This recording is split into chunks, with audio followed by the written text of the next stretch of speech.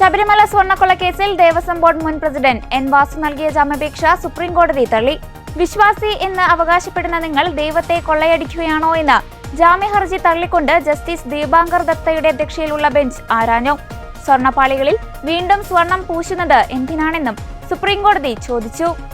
കഴിഞ്ഞ 77 ദിവസമായി വാസു ജയിലിലാണെന്ന് അദ്ദേഹത്തിന് വേണ്ടി ഹാജരായ സീനിയർ അഭിഭാഷകൻ ഷാജി പി ചാലി സുപ്രീം കോടതിയിൽ ചൂണ്ടിക്കാട്ടി.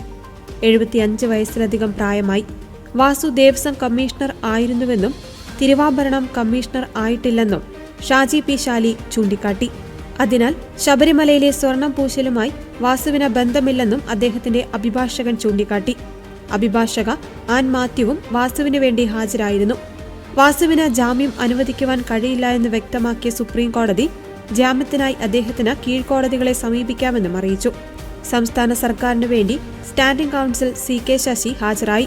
അതേസമയം ശബരിമല സ്വർണ്ണക്കൊള്ളയുമായി ബന്ധപ്പെട്ട ഇത്തരം ആക്രമണങ്ങൾ പ്രതീക്ഷിച്ചതാണെന്ന് മുൻ ദേവസ്വം മന്ത്രി കടകംപള്ളി സുരേന്ദ്രൻ. ശബരിമലയിൽ മന്ത്രിക്ക് ഇടപെടുന്നതിന് പരിധികളുണ്ടെന്ന് എല്ലാവർക്കും അറിയാമെന്നും ഇതുവരെ ഉയർന്നുവന്ന ആരോപണങ്ങൾക്കെല്ലാം വിശദീകരണം നൽകിയിട്ടുണ്ടെന്നും കടകംപള്ളി പറഞ്ഞു. അല്ല, ഞാൻ സ്വാഭാവികമെന്ന് പറഞ്ഞത് നിങ്ങൾ വളച്ചൊടിക്കുന്നതാണ്. ഞാൻ പറഞ്ഞത് ഇടതുപക്ഷ നേതാക്കന്മാർ അല്ലെങ്കിൽ ഞാൻ മുൻ മന്ത്രി പോറ്റിയുമായിട്ട് നിൽക്കുന്ന ചിത്രം പങ്കുവെക്കുമ്പോൾ സ്വാഭാവികമായും അതിനുള്ള എതിർ ചിത്രങ്ങളും വരാൻ സാധ്യതയുണ്ട്. സോണിയാഗാന്ധിയുമായിട്ട് നിൽക്കുന്ന ചിത്രത്തിന്റെ കാര്യമേ ഞാൻ പറഞ്ഞുള്ളൂ.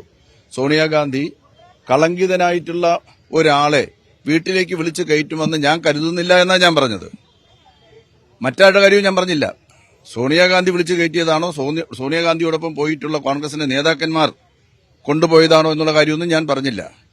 എന്നോട് ഇന്ന് ചോദിച്ചപ്പോൾ ഞാൻ പറഞ്ഞ മറുപടി അതാണ്. നിങ്ങൾ കാണാം, കടകംപള്ളി സുരേന്ദ്രനും പോറ്റി, അത് സ്വാഭാവികമായിട്ടുള്ളൊരു കാര്യമാണ്. ഞാൻ പോയെന്ന് ഞാൻ സമ്മതിച്ച കാര്യമാണ്. ആ ചിത്രത്തിൽ എന്താ ഉള്ളത്? പോറ്റിയുണ്ട്, പോറ്റിയുടെ ഭാര്യയുണ്ട്. പറയട്ടെ, ഞാൻ പറഞ്ഞോട്ടെ. പോറ്റിയുണ്ട്, പോറ്റിയുടെ ഭാര്യയുണ്ട്, പോറ്റിയുടെ സഹോദരിയുണ്ട്, അവിടെ ഭർത്താവുണ്ട്, ആ കുടുംബത്തിലെ അമ്മയുണ്ട്, എല്ലാവരും അടങ്ങുന്നതായിട്ടുള്ളൊരു ചിത്രമാണ്. അവിടെ ഒരു ഫംഗ്ഷൻ നടന്നു. 8 വർഷത്തിനു മുമ്പ് നടന്നൊരു ഫംഗ്ഷൻ എന്താണെന്ന് എനിക്ക് ഓർമ്മയില്ലാന്ന് ഞാൻ പറഞ്ഞു. ഞാൻ വിചാരിച്ചത് ഏതോ ഒരു ചെറിയ കുട്ടിയുടെ ഫംഗ്ഷൻ, അല്ല, ഒരു വലിയ കുട്ടിയുടെ ഫംഗ്ഷനാണ് നടന്നത്. അപ്പൂപ്പന്റെ ഫംഗ്ഷനാണ് നടന്നത്. അത് ഇന്ന് ഒരു ചാനൽ പുറത്തുവിട്ടതായിട്ടുള്ള ഫോട്ടോ കണ്ടപ്പോഴാണ് എനിക്ക് മനസ്സിലായത് ശരിയാണ്. പോറ്റിയുടെ അച്ഛന്റെ 70-ാം വയസ്സാണോ 84-ാം വയസ്സാണോ, ഇനി അതിന് തർക്കം ഉന്നയിക്കണ്ട. 70 എന്ന് പറഞ്ഞു, 84 ആയിരുന്നു. തർക്കം ഉന്നയിച്ച് കളയരുത് ദയവ് ചെയ്ത്. നവതിയാണോ ഒന്നും എനിക്കറിയില്ല. ഏതായാലും ആ വീട്ടിലൊരു ഫംഗ്ഷൻ നടന്നു. ആ ഫംഗ്ഷനിൽ പങ്കെടുക്കാനായിട്ട് അന്നത്തെ പോറ്റി എന്നെ ക്ഷണിക്കുകയാണ്. ഞാൻ അടിവരയിട്ട് പറയാണ്, അന്നത്തെ പോറ്റി എന്നെ ക്ഷണിക്കുകയാണ്. ഞാൻ നിങ്ങളോട് പല പ്രാവശ്യം പറഞ്ഞിട്ടുണ്ട്, ഈ 2025 ഇതുമായി ബന്ധപ്പെട്ടിട്ടുള്ള വാർത്തകൾ പുറത്തു വരുന്നതുവരെ ഈ പോറ്റിയെ സംബന്ധിച്ച് ഒരു ശരിയായിട്ടുള്ള ഡിവോട്ടി എന്ന നിലയിലല്ലാതെ എനിക്ക് ഒരു തരത്തിലും അയാളെ പരിചയമില്ല, അയാളെ കാണാൻ കഴിഞ്ഞിട്ടില്ല. ഞാൻ കണ്ടിട്ടുള്ള ധാരാളം പ്രാവശ്യം കണ്ടിട്ടുണ്ട്. ഞാൻ ആ 5 വർഷക്കാലവും നിരവധി പ്രാവശ്യം ശബരിമല സന്ദർശിച്ചിട്ടുണ്ട്. അപ്പോഴെല്ലാം പോറ്റിയെ കണ്ടിട്ടുണ്ട്. അപ്പോഴൊക്കെ തന്നെ അന്നദാന പുരയിൽ വെച്ചോ അല്ലെന്നുണ്ടെങ്കിൽ പ്രധാനപ്പെട്ട മണ്ഡപത്തിൽ വെച്ചോ അല്ലെങ്കിൽ ക്ഷേത്ര സന്നിധിയിൽ വെച്ചോ ഒക്കെ കണ്ടിട്ടുണ്ട്, സംസാരിച്ചിട്ടുണ്ട്. യാതൊരു പ്രശ്നമില്ല. എനിക്ക് ഞാൻ പറഞ്ഞത് സോണിയാഗാന്ധിയെ പോലൊരു വ്യക്തിത്വം കളങ്കിതനായിട്ടുള്ള ഒരാളെ തന്റെ വീട്ടിൽ വിളിച്ച് കയറ്റുകയില്ല, അറിഞ്ഞുകൊണ്ട് കയറ്റുകയില്ല എന്നാ ഞാൻ പറഞ്ഞോട്ടെ. അതെ, കൂടെയുള്ള ഇത് ചിത്രത്തിൽ കാണുന്നവരെ അറസ്റ്റ് ചെയ്യണമെന്ന് പറയണമെങ്കിൽ അവരെ അറസ്റ്റ് ചെയ്യാമല്ലോ. അങ്ങനെ പറയുന്നതിൽ എന്താ കുഴപ്പം?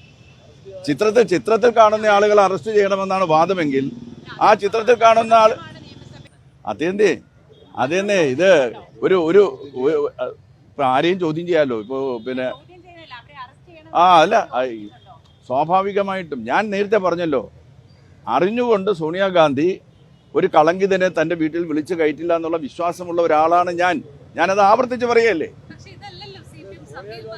ഞാൻ എന്നോട് ചോദിച്ചുള്ള മറുപടിയാണ് ഞാൻ പറഞ്ഞത്. ഞാൻ ഇപ്പോഴും കരുതുന്നത് അങ്ങനെയാണ്. കൂടെ നിൽക്കുന്ന ആളുകളെ കുറിച്ച് ഞാനൊന്നും പറഞ്ഞില്ലല്ലോ.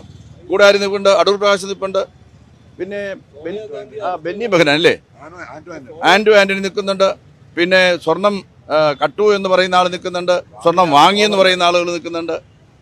അതിനെക്കുറിച്ചൊന്നും ഞാൻ പറഞ്ഞില്ല. ഞാൻ ആകെ പറഞ്ഞത് സോണിയാഗാന്ധിയെ പോലുള്ള ഒരു വലിയ രാഷ്ട്രീയ നേതാവ് കളങ്കിതനായെന്ന് അറിഞ്ഞുകൊണ്ടൊരു വ്യക്തിയെ വീട്ടിൽ വിളിച്ച് കയറ്റത്തില്ല. എന്റെ കാര്യത്തിലും അത് തന്നെയാണ് ഞാൻ പറഞ്ഞത്.